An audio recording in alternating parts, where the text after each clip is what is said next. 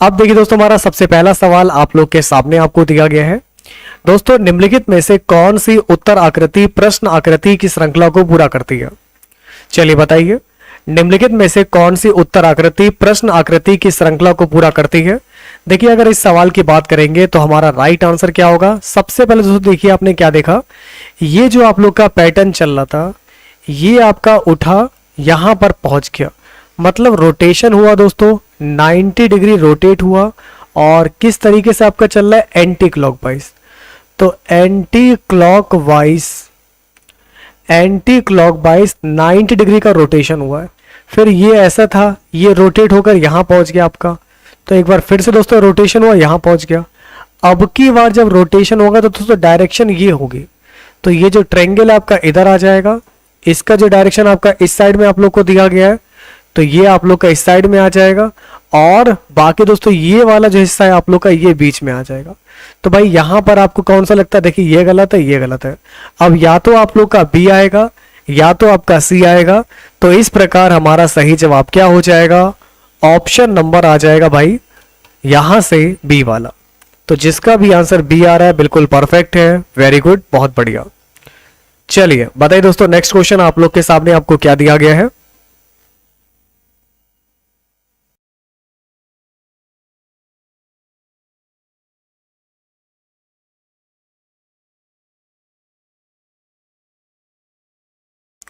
हाँ, तो देखिए दोस्तों, अब हमारा नेक्स्ट क्वेश्चन आप लोग के सामने आपको दिया गया है।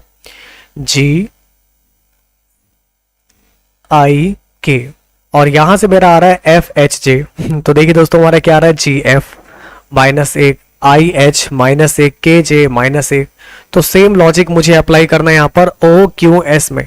ओके, तो अगर इस क्वेश्चन से बात करेंगे तो यहां से मेरा क्या आ जाएगा? ओ क्यू एस -1 -1 तो आने की आ जाएगा N O P Q R S.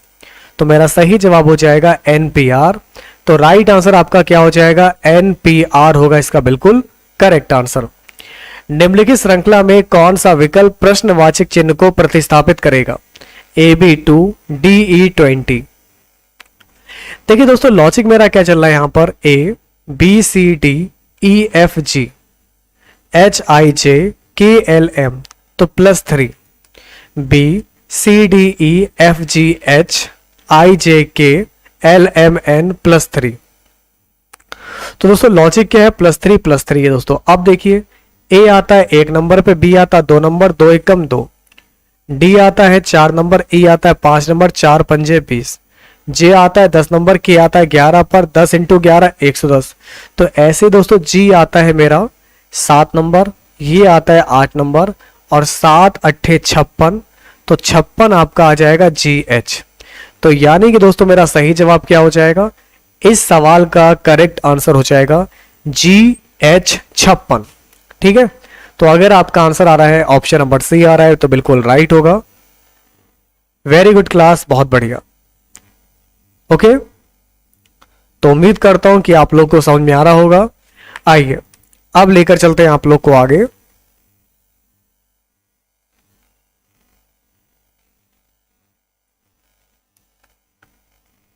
Next question देखिए, आप लोग के सामने आपको क्या दिया गया है?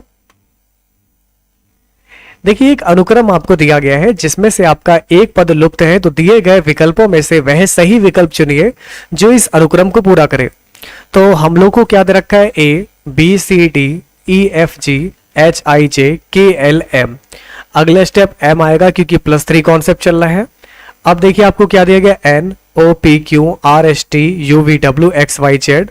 तो परफेक्ट आंसर हो जाएगा एम जेड। लॉजिक क्या है? +3 तो जिसका भी आंसर आ रहा है भाई साहब एम जेड बिल्कुल परफेक्ट हो जाएगा। तो हमारा यहां से सही जवाब हो जाएगा एम जेड। अगला सवाल आप लोग के सामने आपको दिया गया है। दिए गए विकल्पों में से 3 विकल्प एक निश्चित तरीके से समान है, हालांकि एक विकल्प अन्य 3 की तरह नहीं है। उस विकल्प का चयन करें जो अन्य से आपका अलग है। तो मेरा राइट आंसर क्या हो जाएगा? U S T Q M O L H J I E G. तो दोस्तों क्या चले मेरा पर? S T U M N O P Q. तो यहां पर +2 का गैप चल रहा है। देखिए M N O P Q H I J K L ठीक है ना, जैसे IEG देखिए हमारा, ठीक है ना, EFGHI, दो दो का गैप चल रहा है, लेकिन पहले वाले में केवल एक की गैपिंग चल रही, देखिए STU, तो सबसे अलग ये हो जाए क्योंकि +1 की गैपिंग है, लेकिन यहाँ पर MNOPQ HIJKL EFGHI सब हमारे सेम है, पहला वाला सेम नहीं है, तो पहला वाला विकल्प बिल्कुल राइट हो जाएगा। अगला सवाल देखिए, दिए गए विकल्पों में से 3 विकल्प निश्चित तरीके से समान है, हालांकि एक आपका अलग है, सबसे अलग क्या होगा उसका चयन करना है, बकरा, बिल्ली, मुर्गी, गाय। तो भाई अगर इस सवाल की बात करेंगे तो इसमें मेरा राइट आंसर क्या हो जाएगा? यस, वेरी गुड, शाबाश। तो आपका करेक्ट आंसर मुर्गी होगा। तो जिसका भी आंसर मुर्गी आ रहा है बिल्कुल राइट है। तो क्योंकि इसकी देखिए 2 लेग होते हैं, मुर्गी में देखिए 2 लेग होते हैं, बाकी बकरा, बिल्ली और गाय, ठीक है ना, ये सब आपके जानवर है, और ये पक्षी है, इनकी 4 टांगे हैं, इसकी 2 टांगे हैं। चलिए अगला सवाल आपके सामने है, आपको भी हार्दिक शुभकामनाएं। ठीक है, एक निश्चित कोड भाषा में यदि समर को ये लिखा जाता है, विंटर का कोड आपका ये है, तो भाई ऑटम्न का कोड क्या होगा बताइए। तो अगर इस सवाल की मैं बात करूं, AUTUMN, तो मैंने इसका कोड ज्ञात करना है। तो देखिए ये तो सेम रहेगा, यहां पर आ जाएगा नंबर, U का प्लेस वैल्यू आएगी 21 एंड T का T रहेगा, फिर यहां से प्लेस वैल्यू आएगी 21, M का M रहेगा, फिर प्लेस वैल्यू आ जाएगी 14। तो ये आपका लॉजिक चल रहा है। इस लॉजिक को अगर आप लोग फॉलो करेंगे तो आपका सही जवाब हो जाएगा A21 T21 M14। चलिए अगला सवाल आपके सामने आपको दिया गया है, इसको बताइए। चलिए अब दोस्तों एक सवाल मैं आप सभी को देता हूं और इस सवाल का जवाब मैं आप सभी लोगों से पूछूंगा। तो देखते हैं कि आप लोगों में से क्या आप इस सवाल का जवाब दे पाएंगे या फिर नहीं। तो एक ग्लाइडर उत्तर पूरब में आपका 10 किलोमीटर उड़ता है, एक आपका ग्लाइडर उत्तर पूरब में 10 किलोमीटर उड़ता है, फिर ये 90 डिग्री बाईं ओर मुड़ता है और 5 डिग्री उड़ता है, फिर वह 40 डिग्री अपने दाईं ओर मुड़ता है, 10 किलोमीटर उड़ता है, फिर वह 135 डिग्री बाएं मुड़ता है।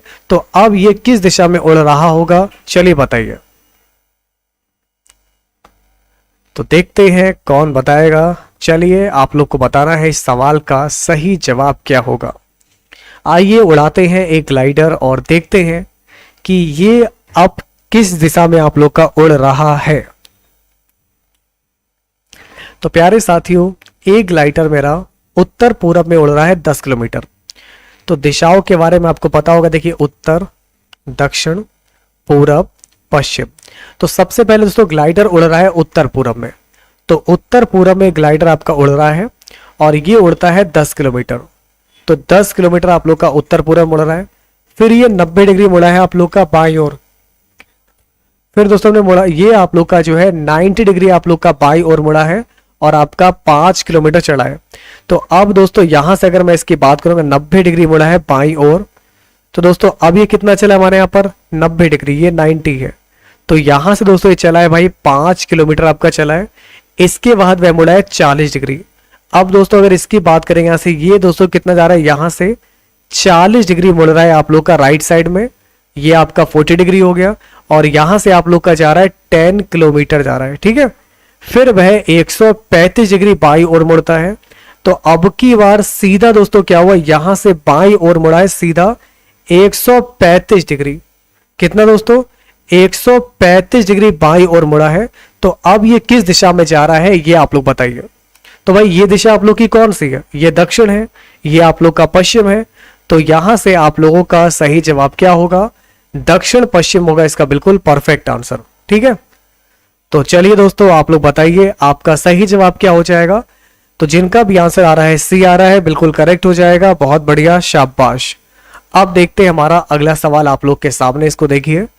एक फोटोग्राफ को दिखाते हुए प्रतीक बोला, एक फोटोग्राफ को दिखाते हुए प्रतीक बोला, यह गुंजन है, वह मेरे पिता की सास। अब मेरे जो पापा हो गए, मेरे पिताजी की जो सासू माँ होंगी, यानी कि दोस्तों मेरी नानी, नानी के पति मेरे नाना हो गए, नाना की एकमात्र बेटी, तो नाना जी की जो बेटी होंगी वो मेरी मॉम हो जाएंगी। फिर मेरी मॉम की, ठीक ना, मेरे मॉम की जो बेटी है, तो मेरी मम्मी की बेटी का मतलब वो मेरी कोई और नहीं, गुंजन मेरी बहन होगी, तो यहां से आपका सही जवाब हो जाएगा गुंजन। देखिए कभी भी इसको लगाने का तरीका क्या होता है वो मैं आपको बता रहा हूं। इसको लगाने का ट्रिक ये होता है, कोई भी संबंध हो आप अपने ऊपर फॉलो कीजिए। कोई भी संबंध हो आप अगर उसको अपने ऊपर फॉलो करेंगे तो क्वेश्चन आप लोग का विद इन सेकेंड लगेगा, ठीक है। तो फोटोग्राफ दिखाते हुए प्रतीक बोला गुंजन है मेरे पिताजी की सास, तो मेरे पिता की सास यानी कि नानी, नानी के पति नाना, नाना की एकमात्र बेटी, तो एकमात्र बेटी यानी कि फिर मम्मी हो जाएगा, मम्मी की बेटी है यानी कि मेरी बहन हो गई। तो गुंजन कौन है? गुंजन प्रतीक की बहन है। तो अगर आपका आंसर आ रहा है सिस्टर आ रहा है, बिल्कुल राइट होगा, हमारा सही जवाब हो जाएगा बहन।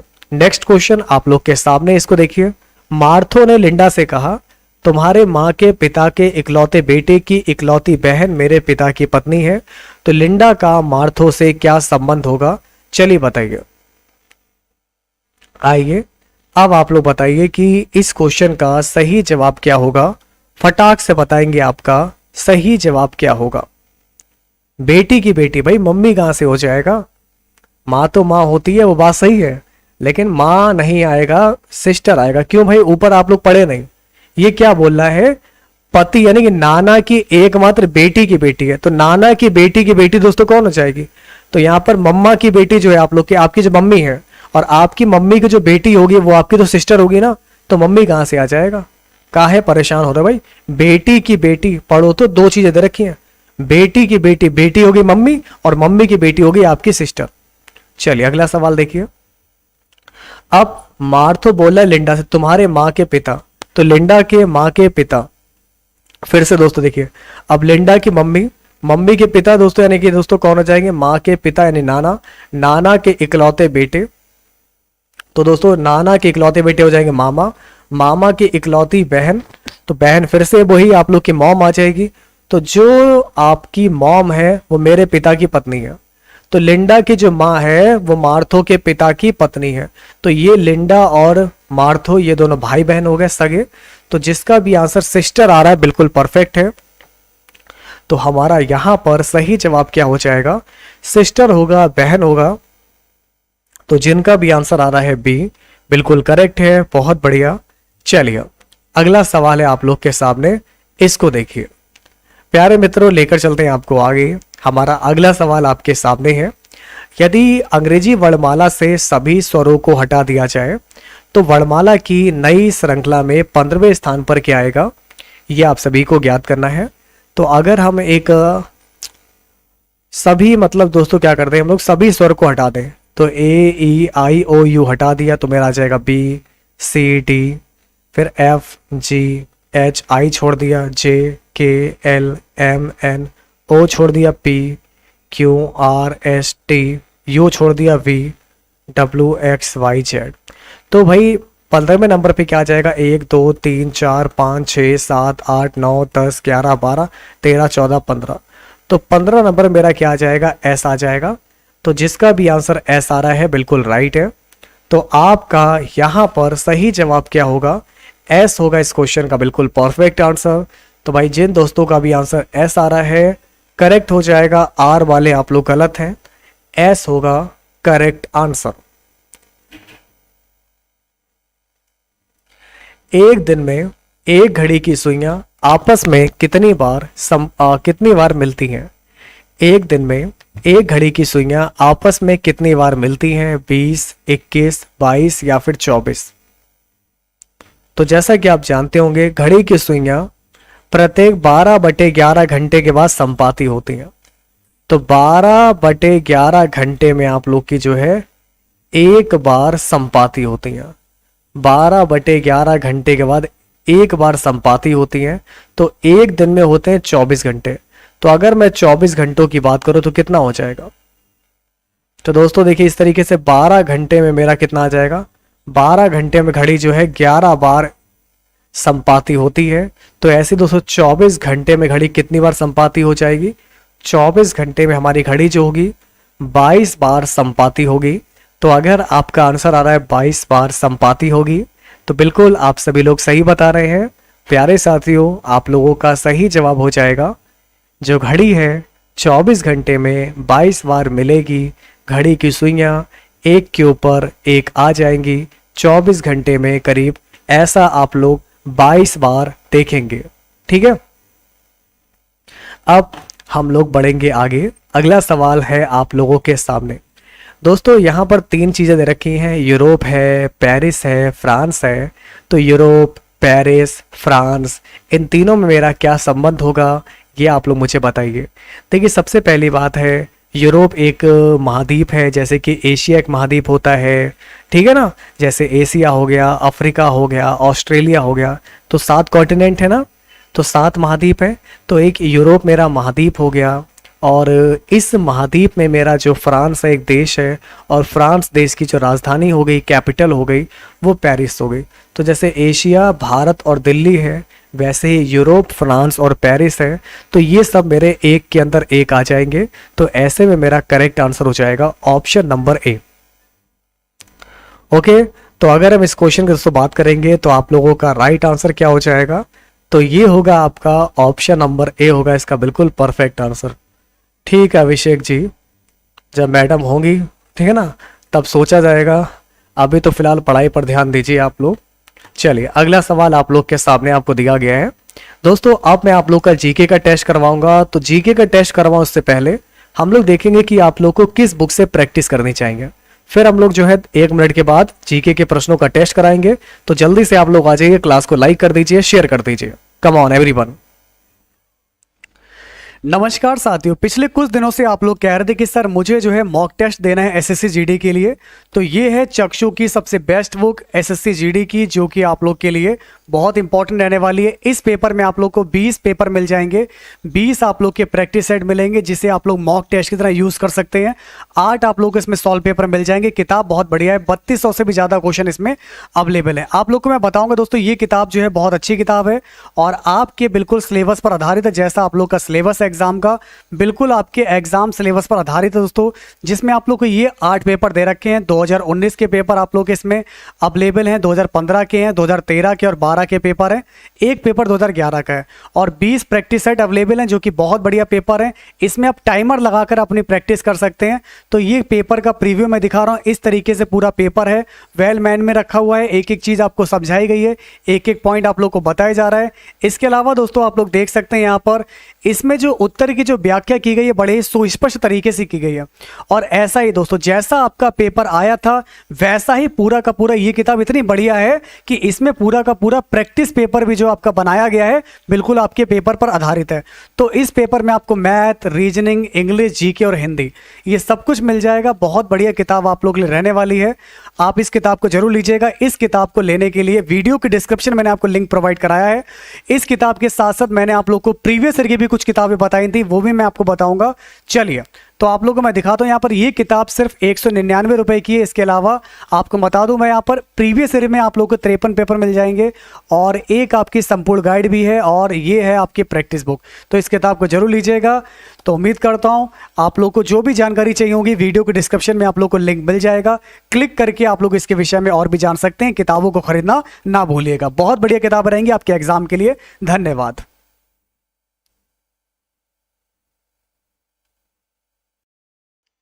चलिए दोस्तों अब हम लोग यहाँ पर बात करेंगे दोस्तों जीके की। जीके का होगा आपका कड़ाकेदार धमाकेदार टेस्ट। तो जितने भी लोग तैयार हैं अब मुझे सवालों के जवाब दीजिएगा, ठीक है। तो अशोक किस राजवंश के राजा थे? अशोक आपके किस राजवंश के राजा थे? तो आइए प्यारे मित्रों आप लोग बताइए। तो आपका यहाँ पर सही जवाब क्या हो जाएगा? मौर्य। तो अशोक आपके मौर्य वंश के सम्राट थे। तो जिसका भी आंसर आ रहा है मौर्य आ रहा है, बिल्कुल परफेक्ट है। चलिए अगला सवाल आप लोग के सामने आपको दिया गया है, इसको बताइए।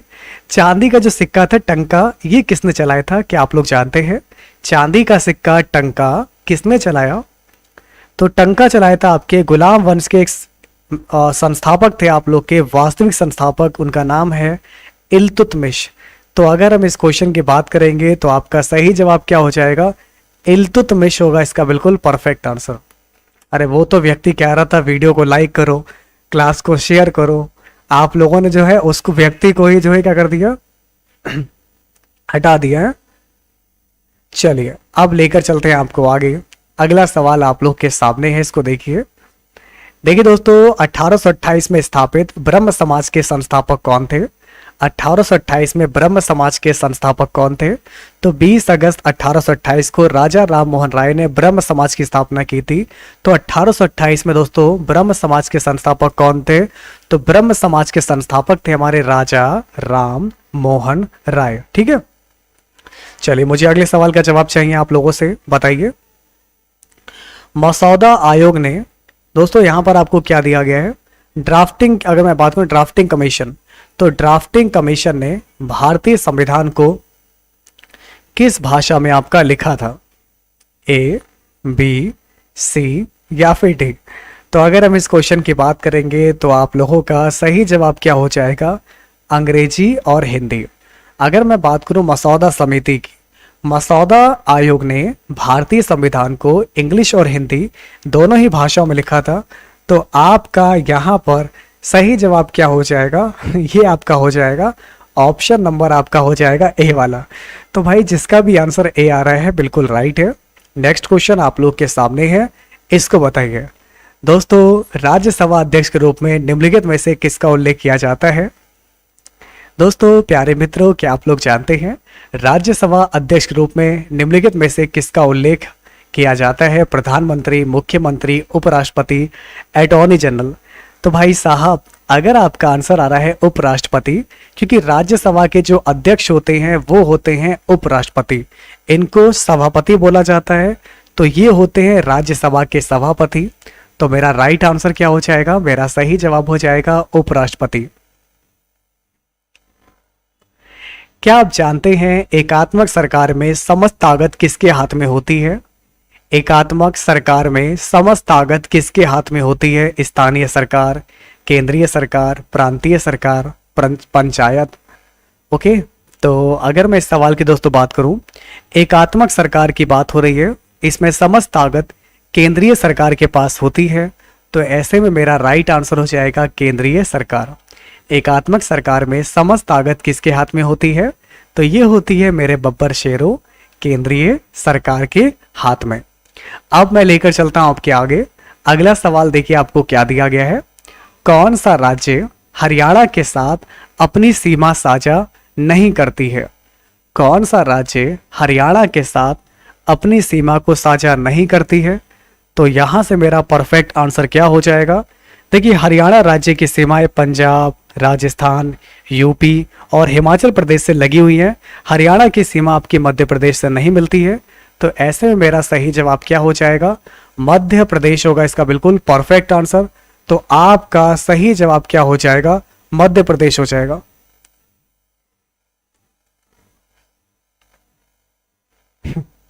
चलिए कोई दिक्कत नहीं है दोस्तों। अगला सवाल आप लोग के सामने आपको दिया गया है, इसको बताइए। तो प्यारे मित्रों अगला सवाल आप लोग के सामने आपको दिया गया है, रबी फसल की अवधि क्या होती है? दोस्तों what is the period of rabi crop? देखिए जो रबी, देखिए रबी की फसल होती है, खरीफ की फसल होती है, नगदी फसल होती है, ठीक है ना। तो रबी की फसल की अवधि क्या होती है? तो इस सवाल की अगर मैं बात करूंगा तो हमारा सही जवाब देखिए, रबी की जो फसल होती है ये आपकी अक्टूबर नवंबर में बोई जाती है और अप्रैल मई में काट ली जाती है। इसमें गेहूं आ गया, मेरा जौ है, चना है, मटर है, सरसों है, तो ये सारी रबी की फसल हो गई। तो ये मेरी जो इसका टाइम पीरियड आप लोग को दिया गया है अप्रैल से जून है, ठीक है ना। तो अप्रैल मई जून में इसको काट लिया जाता है। खरीफ की फसल की दोस्तों बात करेंगे तो सितंबर अक्टूबर में काट ली जाती है। फिर एक जायद की फसल होती है, ठीक है ना। जायद में तरबूज आ जाता है, ककड़ी है, खीरा है, करेला है, ठीक है ना। तो ये करेला वगैरह किस में आता है? देखिए आपका जो करेला है, ककड़ी है, खीरा है। आप लोगों में से देखिए आप लोग तो बहुत व्यक्ति महान लोग हैं, बहुत बड़े लोग हैं, तो शायद ही कभी आप लोगों ने नाम सुना हो, तरबूज नाम की कोई चीज़ होती है, ककड़ी होती है, खीरा होता है, ओके ना। तो आप सब लोग तो वैसे भी अंग्रेज लोग हैं, तो जायद की फसल के बारे में आप लोग पढ़ लीजिएगा। हो सकता हो कि आपके एग्जाम में इस बार जायद की फसल से क्वेश्चन बन जाए। अब लेकर चलते हैं आपको आगे। अगला सवाल आप लोग के सामने आपको दिया गया है, इसको बताइए। दोस्तों क्या आप जानते हैं land of the golden pagoda किसे कहते हैं? Land of the golden pagoda बोला जाता है म्यांमार को। तो अगर इस क्वेश्चन की बात करेंगे तो आपका सही जवाब क्या हो जाएगा? तो ये होगा आपका म्यांमार होगा इसका बिल्कुल राइट आंसर। हाँ ये आप लोग सही बोले, मैंने कटाई का टाइम बता दिया इसमें। देखिए अक्टूबर से मार्च में बोई जाती है, ठीक है ना। रबी की फसल जो है आप लोग की अक्टूबर नवंबर में बोई जाती है और मार्च से मई तक काट ली जाती है। तो भाई अक्टूबर से मार्च तक का टाइम दे रखा है, बिल्कुल सही दे रखा है आप लोग को, ठीक है ना। तो इसका जरा आप लोग डी वाला कर लीजिए, अक्टूबर से लेकर मार्च तक, ठीक है। चलिए, हाँ सही बोला आप लोगों ने। आपका यहां पर सही जवाब हो जाएगा ऑप्शन नंबर डी। तो भाई जिसको समझ में नहीं आ रहा था आप लोगों ने पूछकर बहुत अच्छा किया, तो इसका करेक्ट आंसर आपका डी वाला होगा, ठीक। अच्छा, एक मैं आप लोगों को बात ये बताने वाला था, ये तो है गोल्डन पैगोडा। अगर आपके पेपर में दोस्तों आ जाता है ब्लैक पैगोडा, तो ब्लैक पैगोडा किसको बोला जाता है? Do you know everyone? क्या आप लोग जानते हैं? आपका सही जवाब क्या हो जाएगा? आपकी वजह से पूरा सॉल्व कर दिए हैं, बस लगे रहिए, डटे रहिए, अड़े रहिए। तो लैंड ऑफ द पैगोडा तो आप लोग को पता होगा, गोल्डन पैगोडा म्यांमार है, और ब्लैक पैगोडा जो है दोस्तों ये आपका क्या होगा बताइए। ये लो भैया कुछ सीखो। कौन कह रहा था यहाँ पर पेपर बहुत टफ आ रहा है? ये आप ही लोग के साथ के बच्चे हैं, ये सारे आप लोगों के हैं, ठीक है। इनके देखो कमेंट पढ़ो, इन लोगों के क्या, ये लोग क्या कह रहे हैं यहाँ पर, पूरे पूरे पेपर सॉल्व करके आ रहे हैं। अगर इन लोगों का बस चले ना, ये 100 में 100 क्वेश्चन करके आएंगे। इस बार ये लोग पेपर में आग लगा देंगे, पेपर को इन लोगों ने खेल बना दिया कतई। अगला सवाल देखिए, नेक्स्ट क्वेश्चन प्यारे साथियों क्या दिया गया है? ध्वनि तरंगों से कौन सा शब्द आपका जुड़ा हुआ नहीं है? हर्ट, ये हर्ट अलग दे रखा है आपका, हर्ट्ज होता है, हर्ट्ज, ठीक ना। तो हर्ट्ज आप लोग का होता है, डेसिबल है, कैंडेला है, मैक है। तो कौन सा संबंध, किस शब्द का संबंध ध्वनि से नहीं है? कैंडेला। देखिए कैंडेला मात्रक होता है ज्योति तीव्रता का, 9th क्लास में आप लोग को पढ़ाया जाता है। कैंडेला जो है आप लोग का लाइट इंटेंसिटी का है, कैंडेला मात्रक होता है। तो कैंडेला का संबंध ध्वनि से नहीं है। तो अगर हम इस क्वेश्चन की बात करेंगे, ऑप्शन नंबर सी होगा। क्या बात है, इतना कॉपी पेस्ट करोगे ना तो एक दफा पर हम भी क्वेश्चन का जवाब भूल जाएंगे, ठीक है। चलिए, अगला सवाल आप लोग के सामने आपको दिया गया है, इसको बताइए। अगला सवाल आप लोग के सामने है, प्यारे मित्रों, किसी पदार्थ में ताप परिवर्तन के दौरान संभारित ऊष्मा ऊर्जा किस रूप में संग्रहित रहती है? Do you know everyone in what form is the heat energy stored in a material during a change in a temperature? तो किस पदार्थ में ताप परिवर्तन के दौरान संभारित ऊष्मा ऊर्जा के रूप में संग्रहित रहती है? तो इस सवाल की दोस्तों बात करेंगे तो हमारा राइट आंसर क्या हो जाएगा? तो प्यारे मित्रों, इस सवाल का हमारा करेक्ट आंसर हो जाएगा ऑप्शन नंबर हो जाएगा बी, हो जाएगा गतिज ऊर्जा, ठीक है। तो इस सवाल का आपका करेक्ट आंसर हो जाएगा काइनेटिक एनर्जी होगा, आपका गतिज ऊर्जा होगा इसका बिल्कुल परफेक्ट आंसर। अब देखिए दोस्तों, नेक्स्ट क्वेश्चन आप लोग के सामने है, ये हमारा जीके का टेस्ट का लास्ट क्वेश्चन है, फिर हम लोग मैथ की बात करेंगे।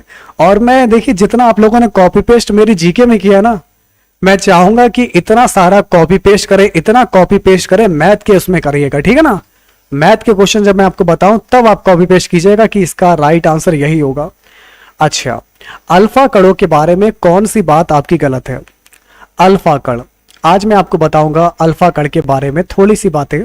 अल्फा कण मुख्यतः हीलियम नाभिक होते हैं जो 2 प्रोटॉन और 2 न्यूट्रॉन से मिलकर बने होते हैं। और रेडियो एक्टिविटी की बात करेंगे, रेडियो धर्मिता में ये कण मुख्यतः नाभिक से उत्सर्जित होते हैं। इनकी आयनिक क्षमता और गतिज ऊर्जा बहुत ज्यादा होती है, लेकिन इनकी भेदन क्षमता जो है आप लोग की कम होती है, ठीक है ना। चलिए अब बढ़ते हैं आगे। तो फिलहाल मेरा कौन सी वाली बात गलत दे रखी है कि इनकी उच्च भेदन क्षमता होती है, तो ये बात आप लोग की गलत है। ये कम भेदन क्षमता वाले होते हैं, लेकिन हाँ ये बहुत ज़्यादा हाई आयोनाइजेशन पोटेंशियल में बहुत ज़्यादा होती है। तो अगर मैं इसकी बात करूं, केवल बी वाली बात वाली गलत दे रखी है। अब बढ़ते हैं आगे प्यारे साथियों, इसके बाद आप लोग की मैथ शुरू होती है। तो मैथ की अगर हम बात करेंगे दोस्तों, किस तरीके से क्वेश्चन देखने को मिलेंगे। देखिए पहला सवाल है जो कि दुनिया का शायद सबसे आसान सवाल हो, ठीक है ना। देखिए मैथ में बहुत गरीब हैं, अमीर हैं, चाहे कैसे भी हैं, देखिए मैथ पढ़ने से हाँ आप अपनी गरीबी को मिटा सकते हैं, ठीक है। अगर आप मैथ को सीख रहे हैं, मैथ को पढ़ रहे हैं, मैथ की प्रैक्टिस कर रहे हैं, तो ये मैथ एक स्कोरिंग सब्जेक्ट रहता है जिसमें आप अपना स्कोर बढ़ाकर इस गरीबी को मिटा सकते हैं, इससे बच सकते हैं, इसको दूर कर सकते हैं, ठीक है। तो ज़िंदगी में कामयाब होने के लिए, अमीर बनने के लिए मेहनत करते रहिए, हर एक चीज़ को सीखते रहिए। आता दुनिया में किसी को कुछ नहीं, हर इंसान सीखते सीखते महान बन जाता है। तो पहला सवाल आप लोग के सामने आपको दिया गया है, एक संख्या को जब 627 से डिवाइड किया जाता है तो 43 शेष बचता है। अगर इसी संख्या को मैं 19 से डिवाइड करूं तो कितना बचेगा? सिंपल सी बात है, कोई नंबर अगर n है, अगर इसको 627 से डिवाइड कर रहे हैं तो मेरा 43 शेष बच रहा है। तो अगली बार मैं क्या करूंगा, इसी नंबर को उठाऊंगा 43 को और इसको 19 से डिवाइड कर दूंगा। तो 19 दूनी 38, 39, 40, 41, 42, 43। तो मेरा 19 से डिवाइड करने पर मेरा कितना शेष आ रहा है? तो 5 शेष आ रहा है। तो जिसका भी आंसर आ रहा है 5 शेष आ रहा है, बिल्कुल राइट है। कोई भी इंसान परफेक्ट नहीं होता, इस बात को हमेशा याद रखिएगा। ना हम परफेक्ट हैं ना आप परफेक्ट हो, लेकिन प्रैक्टिस करते रहेंगे तो हाँ, महान जरूर हो जाओगे आप भी और हम भी।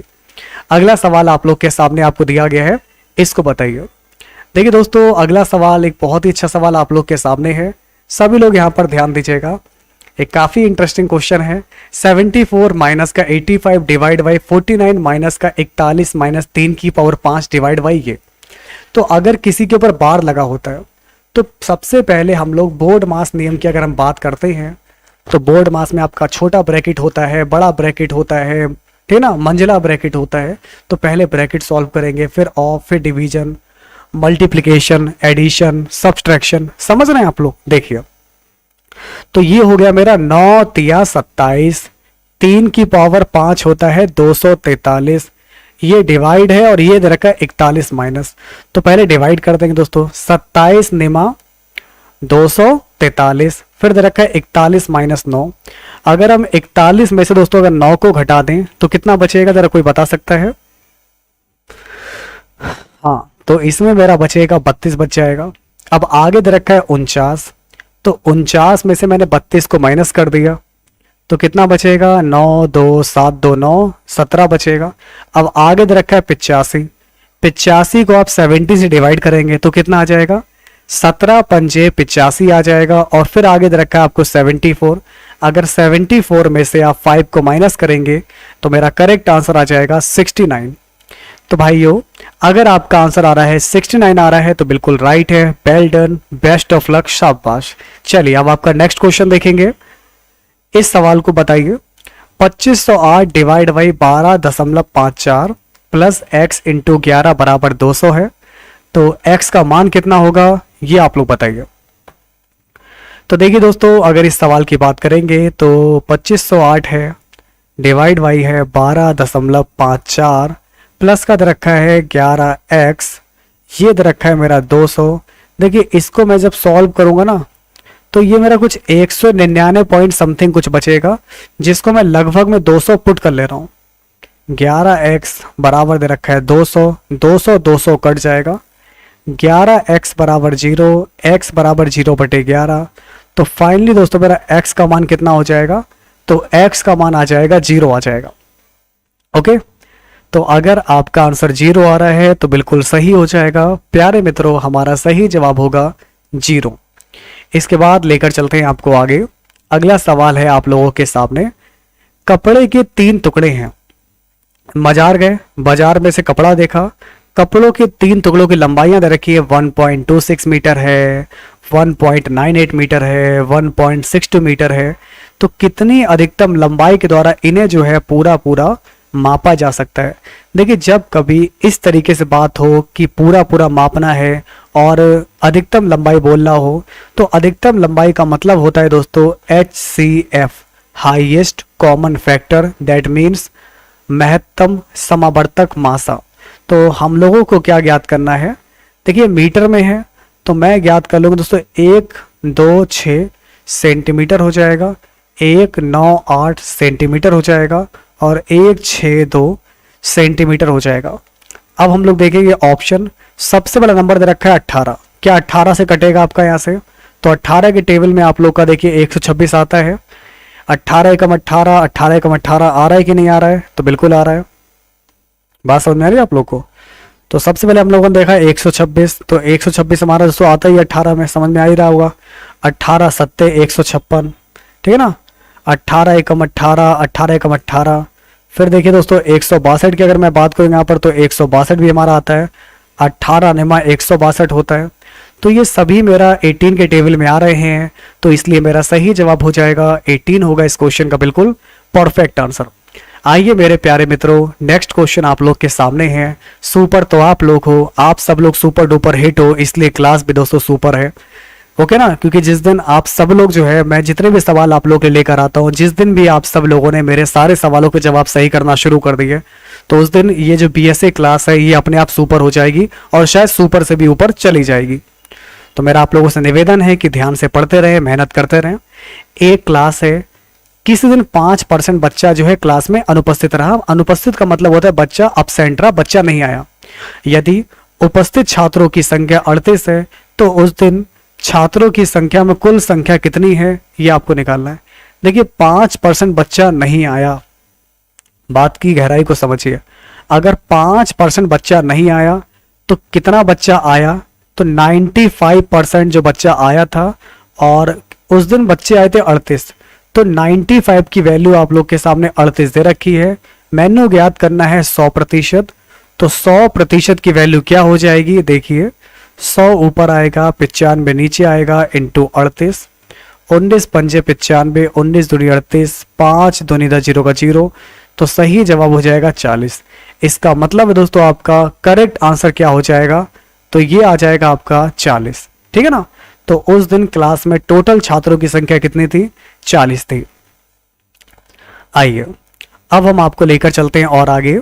हमारा अगला सवाल आप सभी लोग बताएंगे, किस संख्या का 32% जो है 25.6 है।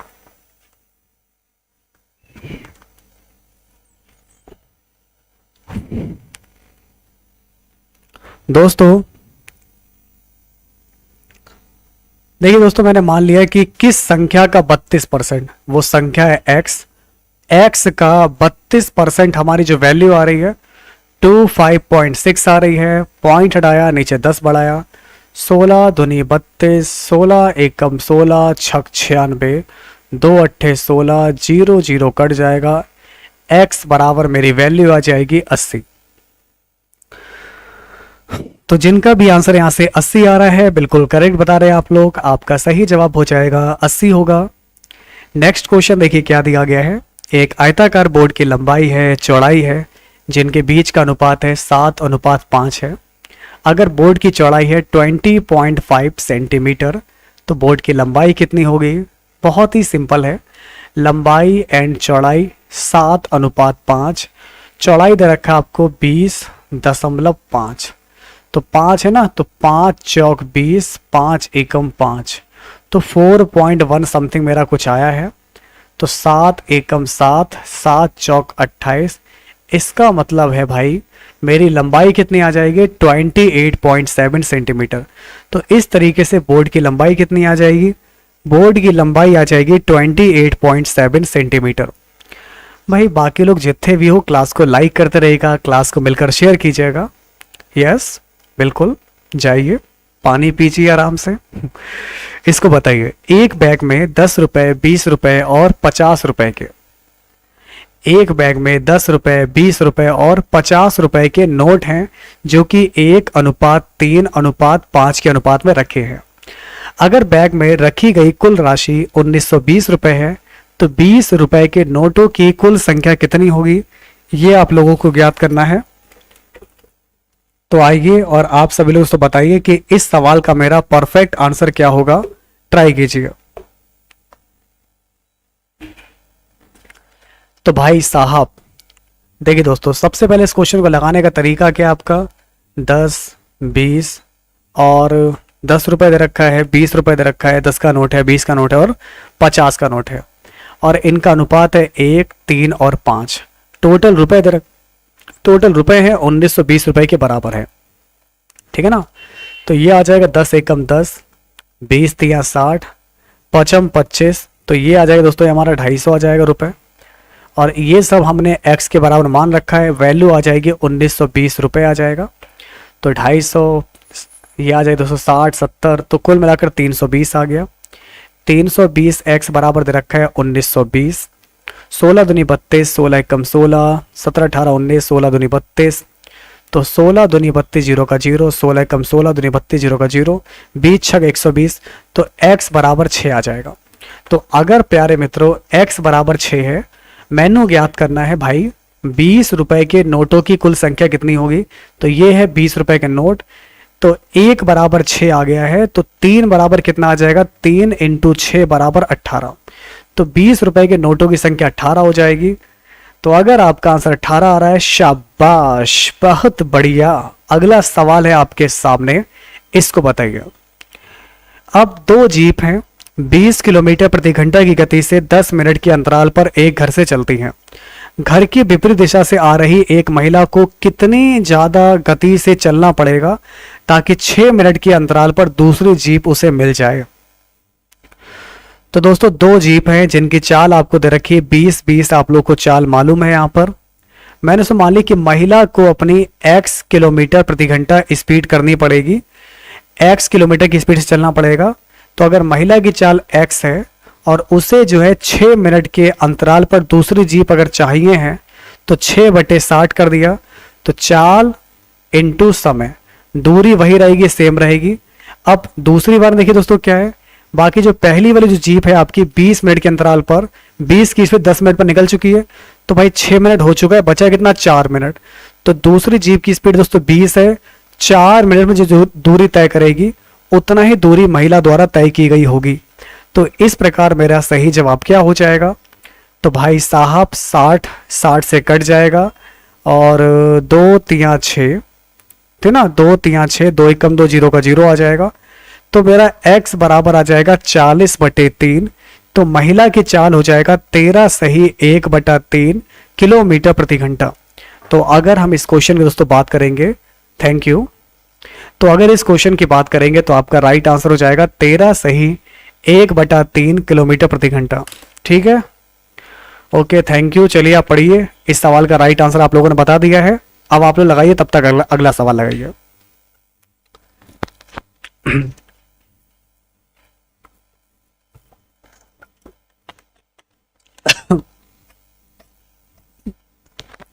देखिए मेरे परम प्रिय दोस्तों, 110 मीटर लंबी एक रेलगाड़ी 60 की स्पीड से चल रही है। तो यह उस व्यक्ति को कितने समय में पार करेगी जो कि ट्रेन के विपरीत 6 किलोमीटर प्रति घंटा की चाल से हमारा दौड़ रहा है। तो सबसे पहले दोस्तों मैं निकाल लूंगा सापेक्ष चाल, रिलेटिव स्पीड कितनी हो जाएगी, क्योंकि दोस्तों 60 ट्रेन की चाल है और ट्रेन की चाल के विपरीत व्यक्ति ये दौड़ रहा है 6 की स्पीड से, तो रिलेटिव स्पीड हो जाएगी 66 किलोमीटर प्रति घंटा। अब मैं क्या करूंगा दोस्तों, 66 किलोमीटर प्रति घंटा को 5/18 से मल्टीप्लाई कर दूंगा, तो मेरा वैल्यू आ जाएगा 55/3 मीटर पर सेकेंड आ जाएगा। अब मैं जानता हूं समय बराबर निकालना है, समय बराबर होता है दूरी बटे चाल। दूरी आपको दे रखी है जो कि ट्रेन की लंबाई है 110 दे रखी है, तो 110 लंबाई है, चाल दे रखी है 55/3। तो यहां से सही जवाब कितना हो जाएगा, 110 इंटू 3 मेरा देखिए ऊपर जाएगा, नीचे आप लोग का 55 आ जाएगा। चलिए, तो 11 पंजे 55, 11 कम 11, 5 दूनी 10, 3 दूनी 6, तो समय कितना लगेगा आपका, 6 सेकंड का समय लगेगा। तो प्यारे दोस्तों आपका यहाँ पर सही जवाब क्या हो जाएगा, 6 सेकंड आ जाएगा। ठीक है, तो इसका राइट आंसर क्या हो जाएगा, 6 सेकंड आ रहा है। समझ में आ रहा है आप लोगों को? देखिए मैं समझाने का प्रयास ही आप लोगों को कर रहा हूँ।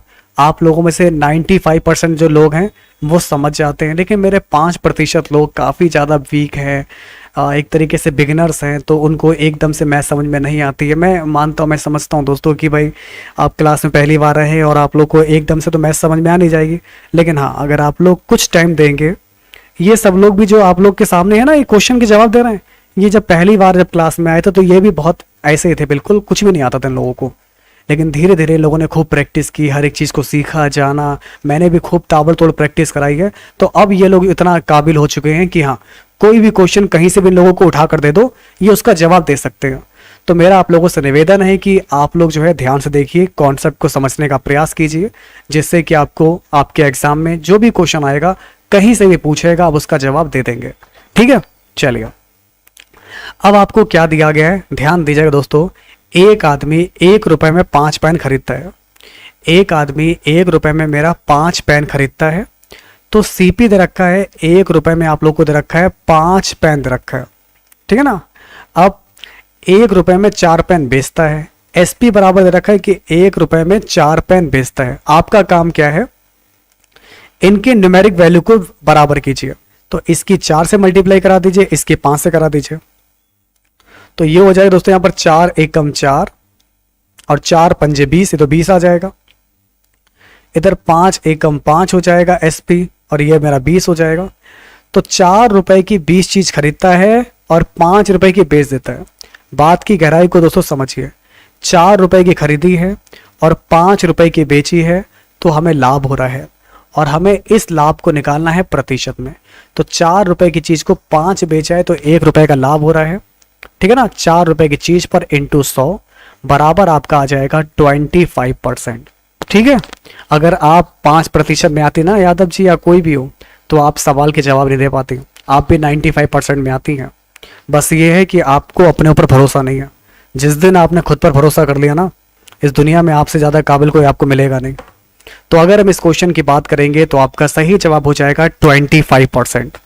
अगला सवाल आप लोग के सामने आपको दिया गया है, इसको देखिए प्यारे साथियों। मेरा नेक्स्ट क्वेश्चन आप लोग के सामने है, 2 पैंट हैं 4 शर्ट हैं, या फिर देखिए दोस्तों 2 पैंट 4 शर्ट हैं, या फिर आप देखिए 1 पैंट 6 शर्ट हैं, जिनका क्रय मूल्य आपको दिया गया है 5600 रुपये दिया गया है, ठीक है। तो 2 पैंट है प्लस 4 शर्ट हैं, या फिर 1 पैंट है और 6 शर्ट हैं, ठीक है। तो इनका जो क्रय मूल्य आपको दिया गया है 5600 रुपये दिया गया है। तो हम इन दोनों का क्रय मूल्य निकाल लेंगे सबसे पहले। तो P का मतलब पैंट है और S का मतलब क्या है, शर्ट है। तो सबसे पहले मैं दोस्तों क्या करने वाला हूं, यहां पर इस इक्वेशन नंबर 2 में जो है 2 से मल्टीप्लाई करने का प्रयास करता हूं, क्योंकि भाई यहां पर आप लोग का दे रखा है, इसके 2 से मल्टीप्लाई करेंगे तो ये पैंट जो है 2 हो जाएंगी। तो दोस्तों इसको लिखते हैं हम लोग यहाँ से, ये मेरा दोस्तों लिखा हुआ है देखो 2P 6 दूनी 12S 56 दूनी हो जाएगा मेरा 112 00 आ जाएगा, इक्वेशन नंबर 3। और ये पहली वाली से मैंने उतार दी, देखिए 2P प्लस का 4S आ जाएगा, बराबर आप लोग को यहाँ पर 5600 दिया गया है, ठीक है। तो ये माइनस ये माइनस ये माइनस ये कट जाएगा, 12 में 4 जाएगा तो 8S बचेगा, 8S बराबर दोस्तों बचेगा 5600, 8 सत्ते 56। तो एक शर्ट का क्रय मूल्य आ जाएगा 700 रुपये। तो ये शर्ट का दोस्तों क्या आ गया है, SP आ गया है। तो शर्ट का जो मेरा CP है दोस्तों क्या आ जाएगा, 700 रुपये आ गया, क्रय मूल्य आ गया। अब बेचता कितने की है, उसने 10 शर्ट 6000 में बेची है, तो प्रति शर्ट पर उसको लाभ या हानि कितनी की हो रही है। तो आइए आपको बताते हैं, 6000 रुपये में 10 शर्ट बेची है, तो SP कितना हो जाएगा दोस्तों, 6000 रुपये में उसने 10 शर्ट बेची है, तो एक शर्ट का SP मेरा हो जाएगा 600 रुपये। तो इसका मतलब साफ है, 700 रुपये की चीज़ है और 600 बेच रहा है। तो 700 रुपये की चीज़ को 600 बेच रहा है, तो आपको यही निकालना है कि प्रति शर्ट, तो एक शर्ट पर उसे कितना नुकसान हो रहा है। तो एक शर्ट पर उसको नुकसान हो रहा है 100 रुपये का। तो एक शर्ट पर उसको कितने का नुकसान हो रहा है, तो 700 रुपये की शर्ट है, 600 की बेच रहा है, तो प्रति शर्ट पर उसको जो है 100 रुपये की हानि हो रही है या 100 रुपये का लॉस हो रहा है। तो अगर आपका आंसर 100 रुपये आ रहा है तो बिल्कुल परफेक्ट हो जाएगा प्यारे साथियों, आपका करेक्ट आंसर हो जाएगा 100 रुपये। देखिए इसके बाद हम लोग आते हैं हिंदी पर, ठीक है ना। तो हिंदी किस तरीके से आएगी, कैसे उसको सॉल्व करना है, इस बार देखिए इस बार आपको GD में हार नहीं माननी है, ओके। वर्दी की जंग है, जीतना है हम सब लोगों को। तो भाई अगर वर्दी की चाहत है, वर्दी को पाना चाह रहे हो, इतनी मेहनत कर रहे हो, किस लिए कर रहे हो, ताकि आगे जिंदगी में आप कामयाब बन सको। तो देखो उस सपने को, उस सपने में जियो भाई। आप बन चुके हो, आप सोल्जर हो इस दुनिया के, आप सैनिक हो, आप सैनिकों की तरह जिंदगी जियो भाई। अभी से अगर हार मान जाओगे, खुद पर भरोसा नहीं करोगे, तो आगे कैसे काम चलेगा, आप लोग कैसे पढ़ पाओगे, कैसे इतना बड़ा सिलेबस कंप्लीट कर पाओगे, ठीक है। तो ध्यान से पढ़ते चलो। अनुरक्ति का विलोम क्या होगा, तो अनुरक्ति का विलोम बताना है आप लोगों को। तो इसका उल्टा क्या हो जाएगा बताएंगे आप लोग, क्या आप जानते हैं। सही जवाब होगा विरक्ति, अनुरक्ति का विरक्ति।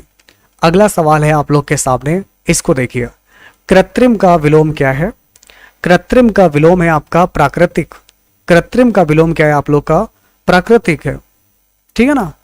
महल के भीतरी भाग को किस शब्द में जानेंगे, तो महल के भीतरी भाग को क्या बोलेंगे आप लोग? तो महल के भीतरी भाग को बोलेंगे अंतःपुर, जबकि घर के मुख्य भाग को बोलेंगे गर्भगृह। महल का वह भाग जहां पर रानियां रहती हैं, रानीवास। तो मेरा राइट आंसर हो जाएगा अंतःपुर। ठीक है, अगला सवाल आप लोग के सामने आपको दिया है, इसको देखिए प्यारे साथियों। अब मेरा बहुत ही इंपॉर्टेंट क्वेश्चन आप लोग के सामने आपको दिया गया है। चलिए बताइए, नियम विरुद्ध असामाजिक कार्य करने वालों की सूची। दोस्तों अब आप लोग को बताना है कि नियम के विरुद्ध असामाजिक काम करने वालों की सूची के लिए एक शब्द क्या होगा? हाँ बताइए, काली सूची। तो काली सूची में उन लोगों का नाम होता है जो अवैध रूप से काम करते हैं, जो सामाजिक काम नहीं होते, जो नियम के विरुद्ध काम होते हैं, तो वो पूरी लिस्ट कहलाती है काली सूची। ठीक है ना? नहीं सर, ये क्वेश्चन एग्जाम से है, ये क्वेश्चन प्रैक्टिस पेपर के मैंने लिए हैं। जो नए नए क्वेश्चन आए ना प्रैक्टिस पेपर में, तो प्रैक्टिस पेपर के मैंने नए क्वेश्चन लिए हैं जो आप लोग के 2021 के एग्जाम के लिए इंपॉर्टेंट रहेंगे। ठीक है, तो मैं प्रैक्टिस पेपर से क्वेश्चन अभी आप लोग को करा रहा हूँ। मैंने प्रीवियस ईयर के भी बहुत सारे पेपर कंप्लीट करा दिए हैं और अभी मैं प्रैक्टिस पेपर आप लोग को सारे खत्म करा दूंगा। जितने भी मार्केट में प्रैक्टिस पेपर आ रहे हैं, जितने भी होंगे, मैं सारे आपको A to Z एक एक करके सब खत्म करा दूंगा। आप परेशान मत होइए बिल्कुल भी। कौन सा शब्द आपका अही का पर्यायवाची नहीं है? देखिए, अही का पर्यायवाची में आता है सिंदूर। ठीक है ना? सिंदूर नहीं होगा, क्योंकि ये जो सिंदूर दे रखा है, सिंदूर नहीं है, सिंदूर। सिंदूर का मतलब होता है हाथी। सिंदूर का मतलब आपका क्या होता है? तो ये आपका हो जाएगा हाथी हो जाएगा। बाकी अही, उरग, सरीसृप, पावनाश, ये सारे सर्प के पर्यायवाची हैं। तो इसका सही जवाब हो जाएगा ऑप्शन नंबर डी होगा इसका बिल्कुल परफेक्ट आंसर। अगला सवाल आप लोग के सामने है, कलश का पर्याय बताइए। तो कलश का हो जाएगा कुंभ। कलश का पर्याय क्या हो जाएगा? कुंभ हो जाएगा। नेक्स्ट क्वेश्चन देखिए आप लोग के सामने है और मुझे आप लोग बताइए, निम्नलिखित शब्दों में से कौन सा शब्द आपका शुद्ध है? तो विदुषी। विदुषी लिखना आता है आप लोग को? वाह होगा वाह, छोटी की पाई दा में हो जाएगा दोस्तों छोटा ऊ की पाई, और शाह से षटकोण वाला शाह, इसमें बड़ी की पाई, विदुषी। तो विदुषी लिखा है आपका ये वाला पार्ट नंबर ए में। तो अगर आपका ऑप्शन नंबर ए आ रहा है तो बिल्कुल परफेक्ट हो जाएगा। तो जिसका भी आंसर आ रहा है A, well done, best of luck. अगला सवाल देखिए, अलौकिक। तो मैं तो आप लोगों से बोलता हूं कि आप लोग बड़े ही अलौकिक हैं, इस दुनिया से ही नहीं है, इस दुनिया से परे लोग हैं आप लोग बड़े अलौकिक लोग हैं। ठीक है ना? तो अलौकिक, अलौकिक कैसे लिखा जाता है? जैसे कि लिखा है ये अलौकिक, जो इस लोक से परे हैं, जो दूसरे गोले से हैं। तो जिसका भी आंसर आ जाएगा सी, बिल्कुल परफेक्ट है। अंधे की लकड़ी। दोस्तों क्या आप जानते हैं अंधे की लकड़ी का मतलब क्या होता है? श्रवण कुमार अपने माता पिता के लिए अंधे की लकड़ी थे। देखिए, श्रवण कुमार जी के बारे में सभी लोगों ने सुना होगा कि श्रवण कुमार जी के माता पिता अंधे थे और अपने माता पिता को उन्होंने जो है, ठीक है ना, यात्रा भी कराई थी। अपने कंधे पर इस तरीके से वो तराजू टाइप से बनाया था, एक तरफ अपनी माता को बिठाया, एक तरफ पिता को बैठाया और भ्रमण पर निकल गए थे। तो अंधे की लकड़ी का मतलब होता है भाई, यहां पर एक ही सहारा था। अंधे की लकड़ी का मतलब होता है कि एक ही सहारा है। ओके, तो अंधे की लकड़ी का मतलब क्या होता है कि आप लोग ही मेरा सहारा हो, तो एक ही सहारा हो गया।